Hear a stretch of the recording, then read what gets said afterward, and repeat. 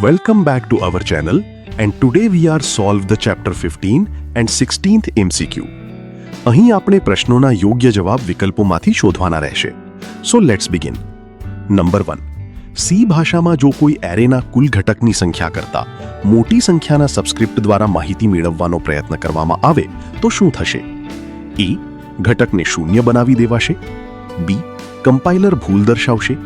C. Programme અધવચ્ચેથી અટકી પડે અથવા ખોટી કિંમત આપશે. ડી. એરેનું કદ આપમેળે વધારી આપવામાં આવશે. અહીં પ્રશ્ન 1નો સાચો જવાબ ઓપ્શન સી, પ્રોગ્રામ અધવચ્ચેથી અટકી પડે અથવા ખોટી કિંમત આપશે. નંબર 2. નીચેના પ્રોગ્રામનું પરિણામ શું આવશે? એ. 1 2 3, બી. 2 3 1, સી. 1 2 0, ડી. 3 4 5. અહીં પ્રશ્ન 2નો સાચો જવાબ ઓપ્શન બી છે. નંબર 3. નીચેના પ્રોગ્રામનું પરિણામ શું આવશે? એ. 1 2, બી. 1 0, સી. 1 3, ડી. 2 3. અહીં પ્રોગ્રામનું પરિણામ ઓપ્શન બી 1,0 આવશે. હવે આપણે જોઈએ ચેપ્ટર નંબર 16ના પ્રશ્નો. 1. સી ભાષામાં મેઇન વિધેય એ ઉપયોગકર્તા નિર્મિત વિધેય છે. બી. લાઇબ્રેરી વિધેય છે. સી. ચાવીરૂપ શબ્દ છે. ડી. અનામત વિધેય છે. સી ભાષામાં મેઇન વિધેય એ ઉપયોગકર્તા નિર્મિત વિધેય છે. 2.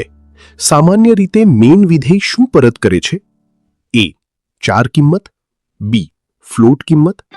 સી. ઇન્ટ કિંમત. ડી. ડબલ કિંમત. તો સામાન્ય રીતે મેઇન વિધેય ઇન્ટ કિંમત પરત કરે છે. 3. જ્યારે વિધેય કોઈ પણ કિંમત પરત ન કરતું હોય ત્યારે રિટર્ન ટાઈપ તરીકે કયા ચાવીરૂપ શબ્દનો ઉપયોગ કરાય છે? A. Int. B. Main. C. Void.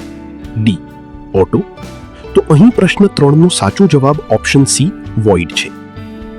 4. નીચેનામાંથી કયું આંતર પ્રસ્થાપિત લાઇબ્રેરી વિધેય નથી? A. POW. B. printf. C. Sum. D. SQRT. Option D SQRT એ આંતર પ્રસ્થાપિત લાઇબ્રેરી વિધેય નથી. 5.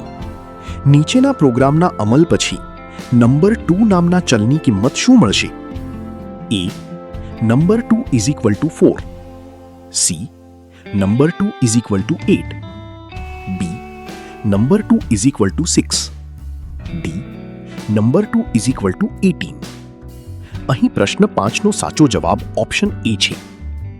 જો તમને આવા જ અન્ય વિડીયો જોવા હોય તો અમારી ચેનલને સબસ્ક્રાઇબ કરજો અને કોમેન્ટમાં જરૂર કહેજો કે તમને કેવા વિડીયો જોવા પસંદ છે.